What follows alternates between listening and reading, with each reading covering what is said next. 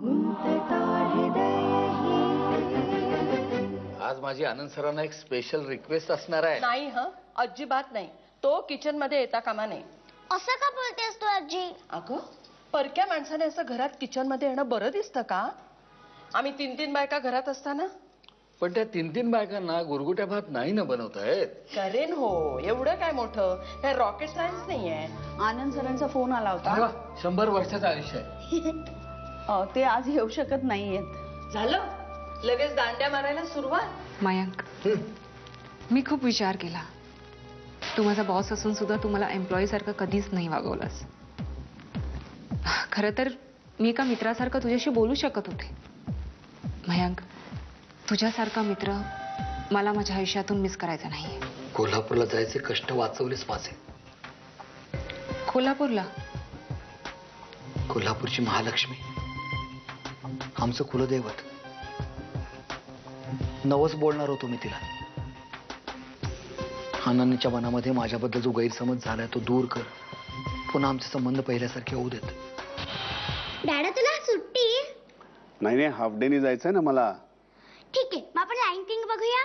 अगं, तुम्हाला आत्ता प्रॉमिस केलंस ना अभ्यास करशील? पण तेव्हा मला माहिती नव्हतं ना की डॅडाचा आज हाफ डे आहे. कॅप्टन, तुम्ही येताय माझ्याबरोबर? कुठं? मी भांडायला चालली आहे त्या इलेक्ट्रिक कंपनीच्या ऑफिसात. हो, 5,000 रुपये बिल आलंय. काय बापाची पेंड आहे का यांच्या गळ्यात घालायला? जा तू, मला वेळ नाही. नको डिस्टर्ब करू का मला? ग्रहण सुटल्यावर जुने कपडे मागायला आलीये मग का मी? किती खेकसताय माझ्यावर? हे बघ, शब्द कुणी पाळला नाही की मला राग येतो. एक काम सांगितलं त्या कपिलला, कालपर्यंत त्यानं फोन करायला पाहिजे होता. अजून फोन आला नाही त्याचा. तर जेवण झाली आहेत, आई बाबा देवी झोपायला गेलेत. अरे, दिवाळीची तयारी नाही का? लताकडून मोठे डबे काढून घासून घ्यायचे. दिवाळीची तयारी आत्ता?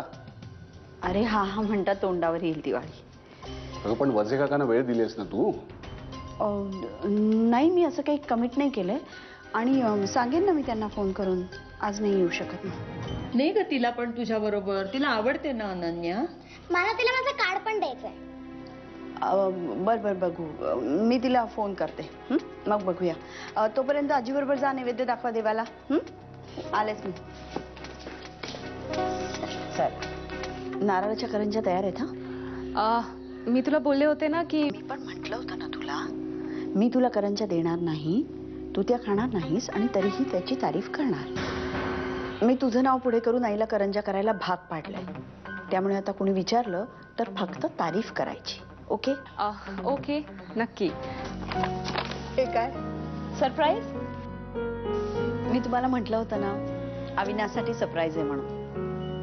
ओल्या नारळाच्या करंज्या आहेत. अविनाशला आवडतात ना म्हणून.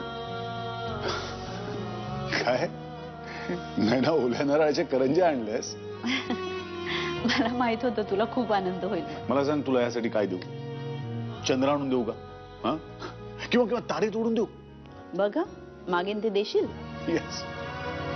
डॉक्टर कीटनची अपॉइंटमेंट मिळाली की निमूटपणे अमेरिकेला जायचं आणि ट्रीटमेंट सुरू करायची. आता गप्प का? अरे बोल ना अभि.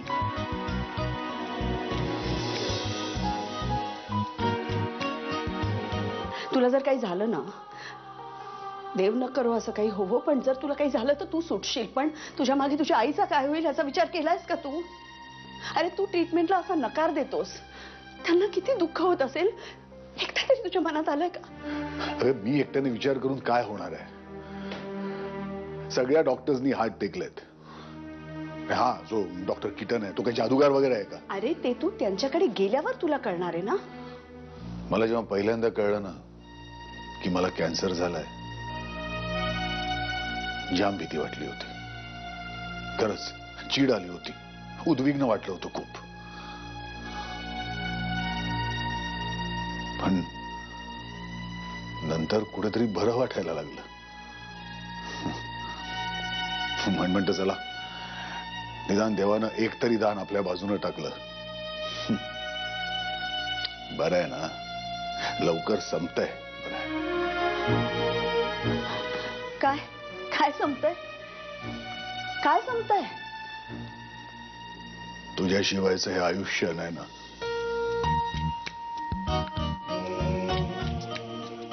ज्यात तू नाहीस ते जगून काय करू.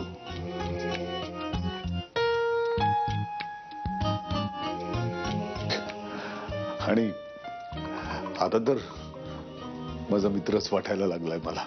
हा कॅन्सर ग. खरंच याच्याचमुळे तर तू परत आलीस. आणि म्हणूनच आता आणखी काही श्वास वाढवण्याकरता मला अजिबात पळायचं नाहीये. मी तृप्त मनानं जाणार आहे आता. आणि मला तसंच जाऊ दे प्लीज.